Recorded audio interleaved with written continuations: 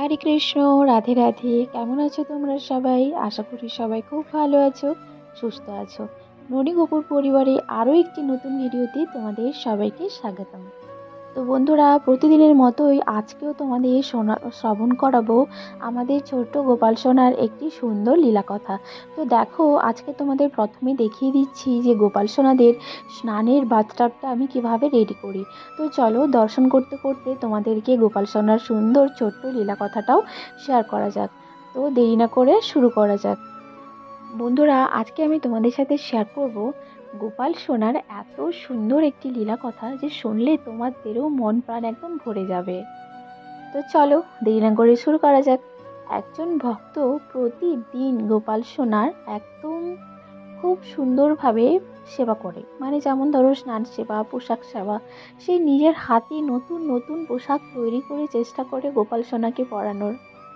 আরও সে হাতে করে গয়না বানাতেও জানে, তো গয়না আর জামা তাকে কিনতেই হয় না। সে প্রতিদিন নতুন নতুন করে চেষ্টা করে তার গোপাল সোনাকে সাজানোর।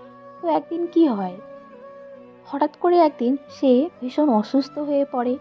অসুস্থ হওয়ার কারণে সে কোনো মতে গোপাল সোনার কোনো পোশাক বা গোপাল সোনার কোনো গয়না সে বানাতে পারছিল না। ভালো করে সেদিন গোপাল সোনার সে সেবাও করতে পারেনি।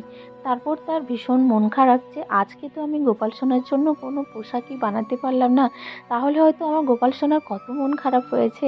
আজকে তো আমি গোপাল সোনার জন্য কোনো গহনা বানাতে পারলাম না, তাহলে হয়তো আমার গোপাল সোনার কত মন খারাপ হয়েছে। আর প্রতিদিন যে গোপাল সোনার সে সেবা করে, সেই দিন কিন্তু সে সেবাগুলো সে শরীর অসুস্থ থাকার কারণে করতে পারেনি। তো আমাদের ছোট্ট গোপাল সোনা কি এমন করলো তার সাথে, তো চলো।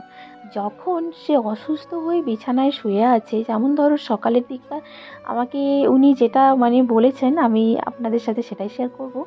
যেমন ধরো সকালের দিকটাতে ওনার ভীষণই শরীর অসুস্থ ছিল। অসুস্থ হওয়ার কারণে উনি কোনো কারণবশতই বিছানা থেকে উঠে ভগবানের জন্য ভোগ রান্না করতে পারছিলেন না।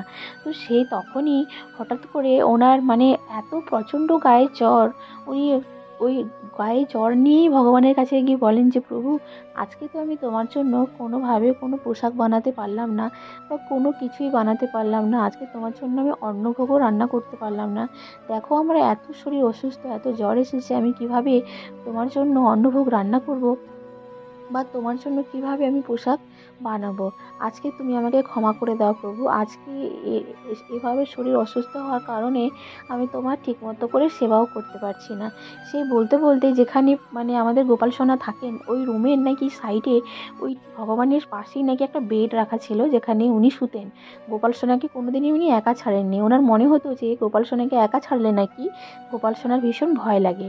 তো উনি কী করতেন, উনি ওই বিছানার গোপাল সোনা যেখানে শুতেন আর কি, তার পাশের বিছানা মানে পাশে বিছানা করা ছিল, সেখানে উনি জ্বর অসুস্থ শরীর নিয়ে শুয়ে পড়েন। তো শোয়ার পর উনি কিছুক্ষণ শোয়ার পরে ওনার একটা ঘুম চলে আসে, মানে চোখে পলক লেগে যায়। আমাদেরও এমনিতে দেখবে শুলে কিন্তু হালকা করে ঘুম চলে আসে। তো ওনার ঘুম চলে আসে, তখন ঘুমের পরে ওনাকে যেন কেউ বলে যে মা মা ওঠো, তুমি আমার জন্য ভোগ রান্না করবে না? আমি কখন খাবো? দেখো দেখো কত দেরি হয়ে গেছে, আমার তো ভীষণ খিদে পেয়েছে মা, আমাকে তুমি উঠে আমাকে তাড়াতাড়ি করে খেতে দাও। তো উনি মানে অসুস্থ শরীর নিয়ে সঙ্গে সঙ্গে উঠে দাঁড়ান আর দেখেন পুরো শরীরের মধ্যে একদম ঘাম দিয়ে দিয়েছে, একদম এতটা পরিমাণে ঘাম দিয়েছে।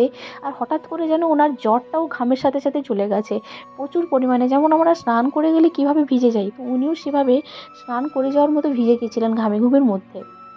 তারপর উনি গিয়ে বাথরুমে ফ্রেশ হয়ে ভগবানের জন্য ভোগ রান্না করে ভগবানকে ভোগ লাগান। তো বন্ধুরা, আজকে তোমাদের গোপাল সোনার এত সুন্দর একটি লীলা কথা শেয়ার করলাম। তো বলো, আজকে লীলা কথাটা তোমাদের কেমন লাগলো? দেখো, অনেকেই তোমরা বলো যে আমাদের গোপাল সোনারা আমাদের ভোগ গ্রহণ করছে কিনা বুঝতে পারছি না, বা আমাদের গোপাল সোনারা আমাদের সেবায় সন্তুষ্ট কিনা বুঝতে পারছি না। তো দেখো, ভগবানকে কিন্তু মন থেকে চাইলেই ভগবানকে বিশ্বাস করাটা হলো সবথেকে বড় ব্যাপার। যে তুমি মন থেকে যদি বিশ্বাস করো যে আমার গোপাল সোনা জাগ্রত, আমার গোপাল সোনা আমি যে ভোগ রান্না করছি আমার গোপাল সোনা গ্রহণ করছেন, বা আমার গোপাল সোনা আমার সমস্ত কথা শুনছেন, তাহলেই কিন্তু তুমি বুঝতে পারবে। বিশ্বাসেই মিলাই বস্তু, তর্কে বহুদূর। তো বন্ধুরা, তোমরা কিন্তু তোমাদের গোপাল সোনার প্রতি মানে বিশ্বাসটুকু রেখো যে আমাদের গোপাল সোনারা আমার সমস্ত কথা শুনে বা এই ছোট্ট লীলাটির মাধ্যমে হয়তো তোমরা বুঝতেই পারছো যে আমাদের ছোট্ট ছোট্ট গোপাল সোনারা প্রায় প্রতিনিয়ত প্রত্যেকটি বাড়িতেই ছোটোখাটো লীলা প্রায় করতেই থাকে। তো এরকম সুন্দর সুন্দর অনেকগুলো লীলা আছে যেগুলো আমাকে অনেক মাতাজি বা অনেক প্রভুজিরা শেয়ার করছেন ভিডিওর মাধ্যমে। তো অবশ্যই আমি সেই ভিডিওগুলো বা সেই টপিকগুলো তাড়াতাড়ি করে নিয়ে আসতে চেষ্টা করব আপনাদের বা তোমাদের সাথে শেয়ার করার। তো অবশ্যই খুব তাড়াতাড়ি করে তোমাদের সাথে শেয়ার করবো যাতে তোমরাও জানতে পারো যে আমাদের ছোট্ট ছোট্ট গোপাল সোনা প্রায় প্রতিনিয়ত প্রত্যেকটি বাড়িতে কত সুন্দর সুন্দরই না লীলা করে। আর আজকে বলো তোমাদের আজকে নতুন ভিডিওটি কেমন লাগলো, আজকে ছোট্ট গোপাল সোনা লীলা কথাটা কেমন লাগলো। আর যদি তোমরা গোলুবাবুর পরিবারে ননীগোপুর পরিবারে নতুন হয়ে থাকো তো চ্যানেলটা সাবস্ক্রাইব করে দিয়ে বেল নোটিফিকেশনটি অন করে দিও। তো সবাই ভালো থেকো, সুস্থ থাকো।